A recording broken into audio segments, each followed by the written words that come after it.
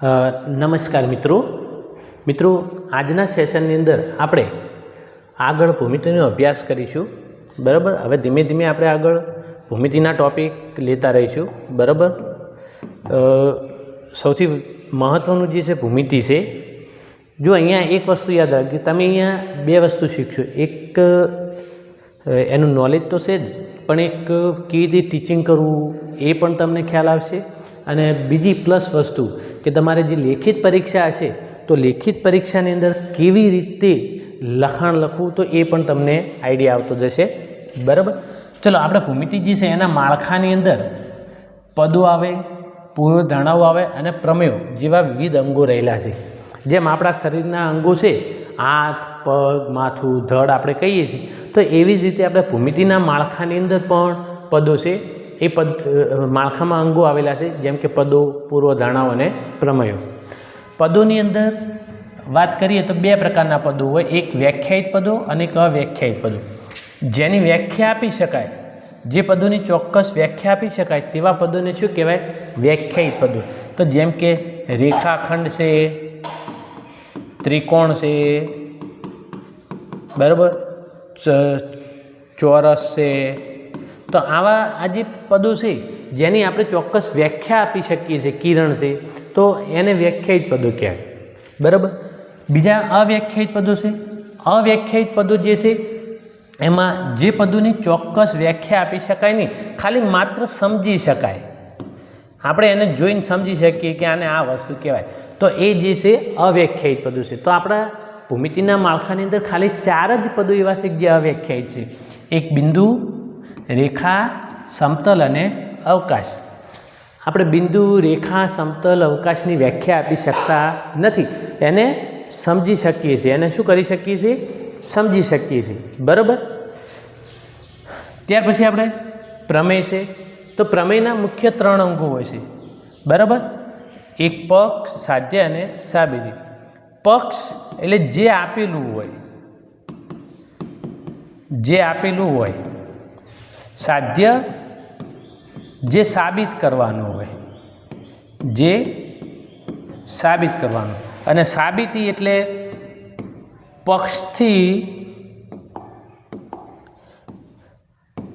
પક્ષથી સાધ્ય તરફ જવાનો જે માર્ગ છે, બરાબર, એ માર્ગ એ સાબિતી. એટલે સ્ટેપ બાય સ્ટેપ આપણે ક્રમિક તાર્કિક વાક્ય રચનાને આધારે આગળ આપણે જતા જઈએ તો પક્ષથી સાધ્ય સુધી જે પહોંચીએ એ આખી જે માર્ગ થયો એને સાબિતી તરીકે આપણે ઓળખીએ છીએ. ટૂંકમાં હું એમ કહું કે ત્રિકોણના 3 ખૂણાઓનો માપનો સરવાળો 180 થાય છે. ત્રિકોણના 3 ખૂણાઓના માપનો સરવાળો 180 અંશ થાય છે.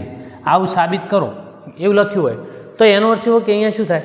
તો એક ત્રિકોણ આપી દીધો છે, ત્રિકોણના 3 ખૂણા આપ્યા, એ પક્ષ થયું. બરાબર. એટલે કે અહીંયા આપણે લખીએ કે ખૂણો એ, ખૂણો બી, ખૂણો સી, આ 3 માની લો કે ABC ત્રિકોણ છે. બરાબર. તો 3 ખૂણા થઈ ગયા, એ 3 ખૂણા આપી દીધા છે. બરાબર. એ પક્ષ થયું. પણ સાધ્ય શું થાય? તો આ માપકોણ એ વત્તા માપકોણ બી વત્તા માપકોણ સી બરાબર 180.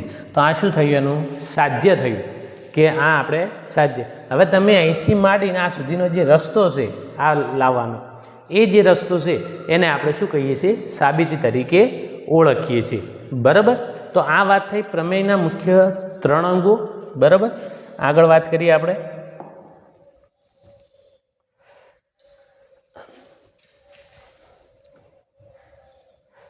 હવે ભૂમિતિના માળખાની અંદર કેટલાક વિશિષ્ટ વિધાનો પણ આવે.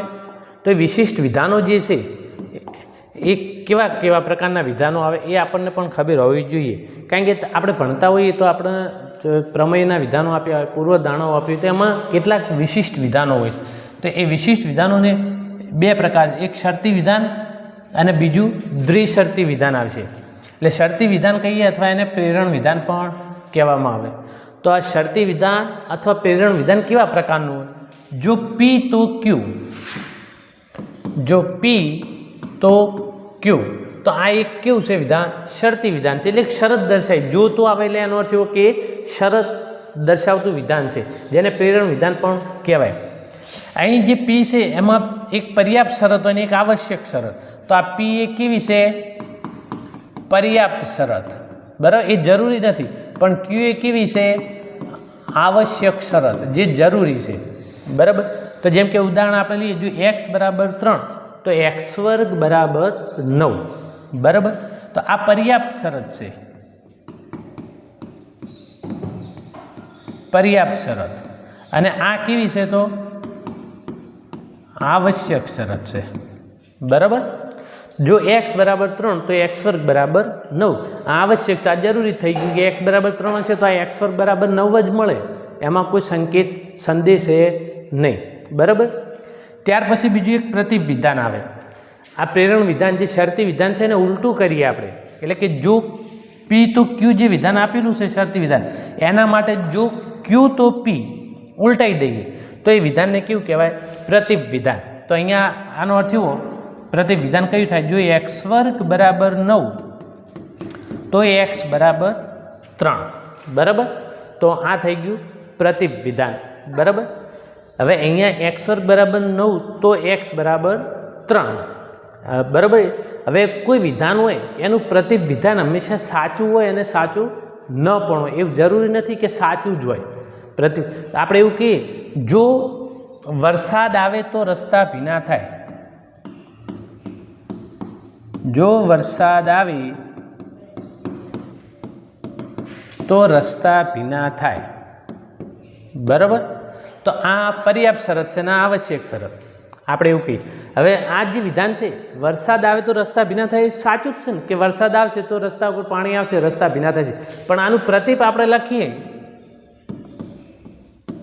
જો રસ્તા ભીના થાય તો વરસાદ આવ્યો,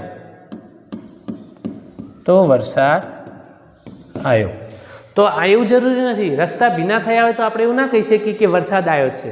કોઈક ડોલ ભરીને પાણી રોડ ઉપર રેડે તો એ રસ્તો તો ભીનો થાય, તો એનો અર્થ એવો નથી કે વરસાદ આવ્યો. બરાબર. એટલે પ્રતિપ હંમેશા સાચું હોય અને ન પણ હોય. બરાબર. ત્યાર પછી કેટલાક વિશિષ્ટ વિધાનો ની અંદર આગળ દ્વિશરતી વિધાન. આપણે શરતી વિધાનની વાત કરીએ, હવે દ્વિશરતી વિધાનની વાત કરીએ. દ્વિશરતી એટલે બે શરતો હોય. દ્વિ એટલે બે, અથવા દ્વિપ્રેરણ વિધાન કહે.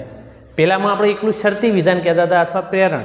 અહીંયા દ્વિશરતી અથવા દ્વિપ્રેરણ વિધાન કહેવાય. બરાબર. એટલે બે શરતો. તો આ જે વિધાન છે કેવું છે? તો અને તો જ.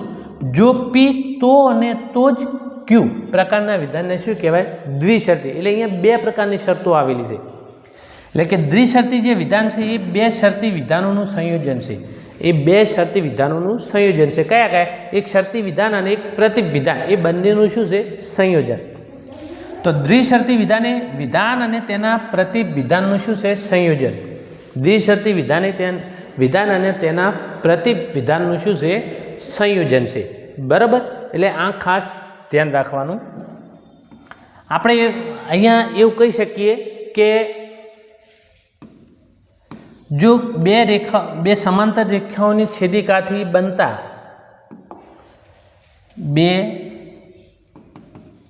બે સમાંતર રેખાઓની છેદિકાથી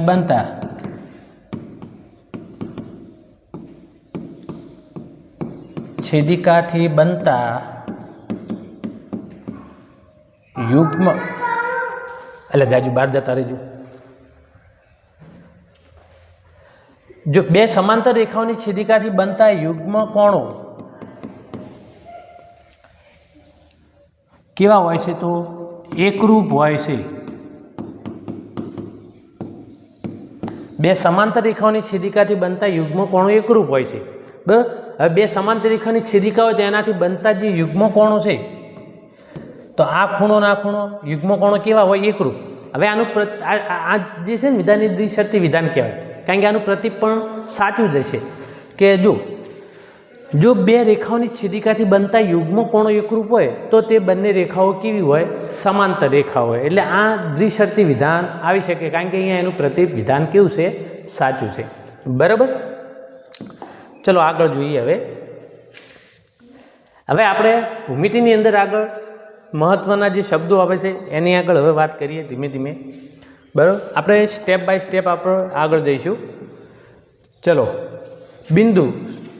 તો આપણે હાલ અવ્યાખ્યાયિત પદોમાં બિંદુની વાત કરી હતી. હવે બિંદુ એટલે કેવું? આપણે આ ટપકું કરીએ, આ ટપકું તો અહીંયા દેખાય છે, પણ ન દેખાય એવું, નરી આંખે ન જોઈ શકાય તેવું જે ઝીણું ટપકું હોય એ બિંદુનો ખ્યાલ આપે છે. એટલે અહીંયા આપણે બિંદુની ચોક્કસ માળખામાં વ્યાખ્યા નથી આપી શકતા, એટલે કેવું છે? અવ્યાખ્યાયિત. આપણે એને સમજી શકીએ છીએ કે આવું ટપકું કરવાનું, પણ આ ટપકું કરીએ જોઈ શકીએ છીએ તો આને ટપકું કહેવાય નહીં. ન જોઈ શકાય તેવું ઝીણું ટપકું. તો આ જોઈ શકીએ છીએ તો એનો અર્થ એવો કે આ જે ટપકું કરેલું છે ને એ બિંદુ નથી, પણ એ શું છે? તો વર્તુળ દર્શાવે. શું દર્શાવે? વર્તુળ. પણ આપણે એક સમજવા માટે થઈને આપણે કરીએ છીએ કે એવું નાનું ટપકું, એકદમ ટપકું, તો એને આપણે શું કહીએ છીએ? બિંદુ તરીકે ઓળખીએ છીએ. બિંદુને દર્શાવવા માટે આપણે અંગ્રેજી મૂળાક્ષરો એ, આ રીતે બી, સી, એક્સ, વાય, ઝેડનો ઉપયોગ થાય છે. બિંદુ એ કેવું પદ છે? તો અવ્યાખ્યાયિત પદ છે. બરાબર. ત્યાર પછી વાત કરીએ આપણે રેખાની. તો રેખા, આપણે અહીંયા રેખા દોરી દઈએ. ચલો, આ રેખા છે. રેખા એ શું છે? તો આવા અસંખ્ય બિંદુઓનો સમૂહ છે. અસંખ્ય બિંદુઓનો શું છે? સમૂહ છે. એ બિંદુઓ ભેગા મળે એટલે એક રેખાની રેખા બનાવે. એટલે રેખા એ અસંખ્ય બિંદુઓનો ગણ છે. રેખા બંને બાજુ અનંત સુધી વિસ્તરેલી છે. રેખા બંને બાજુ કેવી છે? અનંત સુધી વિસ્તરેલી છે. એટલે રેખાને અંત્ય બિંદુ હોતા નથી, એને કોઈ છેડો છે નહીં. હવે રેખા ઉપર ઓછામાં ઓછા બે બિંદુ તો હોય જ. આ રેખા એ અને બી છે, રેખા એ બી પર આ બે બિંદુ એ અને બી. તો રેખાને, દરેક રેખાને ઓછામાં ઓછા બે ભિન્ન બિંદુઓ હોય જ. અને બે ભિન્ન બિંદુઓ એક અને માત્ર એક જ રેખામાં હોય. બે ભિન્ન બિંદુઓ એક અને માત્ર એક જ રેખામાં હોય, બીજી રેખામાં હોય નહીં. ચલો, આ રેખાને આપણે આ રીતે સ્મોલ એલ કહીએ તો રેખાને આપણે સ્મોલ એલ, રેખાને એલ, એમ, એન જેવા નામ વડે પણ આપણે દર્શાવી શકીએ છીએ. ચલો, અહીંયા મેં બે બિંદુનો ઉપયોગ કર્યો છે. તો રેખા એ બી આને બોલાય. એને સંકેતમાં આપણે શું કરી શકીએ? આ રીતે ઉપર રેખાની નિશાની કરી અને રેખા એ બી વડે લખી શકાય. આ રેખા એ બીને આપણે રેખા બીએ પણ કહી શકાય. રેખા એ બીને રેખા બીએ પણ કહી શકાય.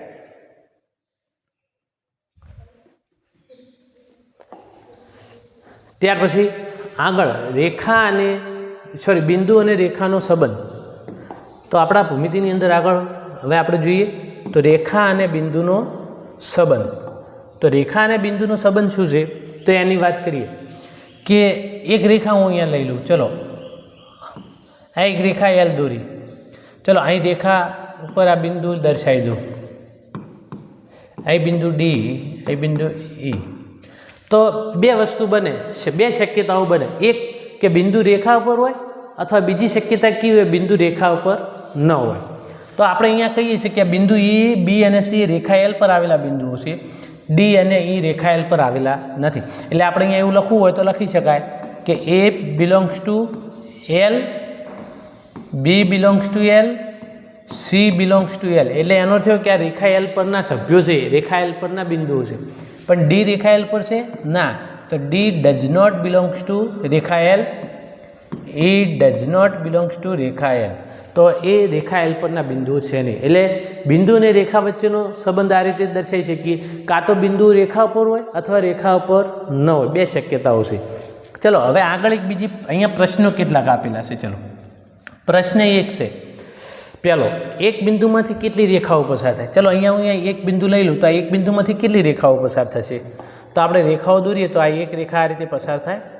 જુઓ, રેખા નક્કી કરવા માટે ઓછામાં ઓછા બે બિંદુની જરૂર પડે. પણ અહીંયા શું છે? અને બે બિંદુમાંથી બીજી રેખા પસાર થાય ને એક જ રેખા પસાર થાય. આગળના બે વાક્યોની અંદર આપણે જોયું. બરાબર. અહીંયા હું લઈ લઉં, આ બે બિંદુ લઈ લઉં, એ અને બી. આમાંથી મેં રેખા દોરવી હોય તો હું આ રીતે દોરી શકું. હવે બીજી રેખા આમ જતી કંઈ આમ ના આવાય તો આ તો વક્ર થઈ ગયો. બરાબર. એ રેખા એ સીધો વક્ર છે. આ વક્ર એ રેખા જ કહેવાય. પણ રેખા જે શબ્દ છે ને એ આપણે સીધો વક્ર હોય ને, સ્ટ્રેટ, એને આપણે રેખા કહીએ છીએ. બરાબર. તો રેખા પછી આપણે આ રીતે દોરી શકીએ નહીં, એને વક્ર કહેવાય. બરાબર. તો આવી એક બિંદુમાંથી તો કેટલી રેખાઓ પસાર થાય? તો આ રીતે આપણે દોરતા જઈએ તો असंख्य रेखाओं पसार थाय। केटली रेखाओं पसार थाय? असंख्य। तो एक बिंदुमांथी केटली रेखाओं पसार थाय? तो असंख्य रेखाओं पसार थाय। बराबर। चलो बे भिन्न बिंदुमांथी केटली रेखाओं पसार थाय? तो हाल ज वात करी आ बे भिन्न बिंदुमांथी केटली? तो अनन्य रेखा पसार थाय। हवे अनन्यनो अर्थ शुं? एक अने मात्र एक ज, एक अने मात्र एक ज। बराबर। तो बे बिंदुमांथी केटली रेखाओं पसार थाय? तो अनन्य एटले के एक अने मात्र एक ज। बराबर। त्यार पछी आगळ जोईए आपणे। चलो हवे अहींया प्रश्न मस्त मूक्यो छे।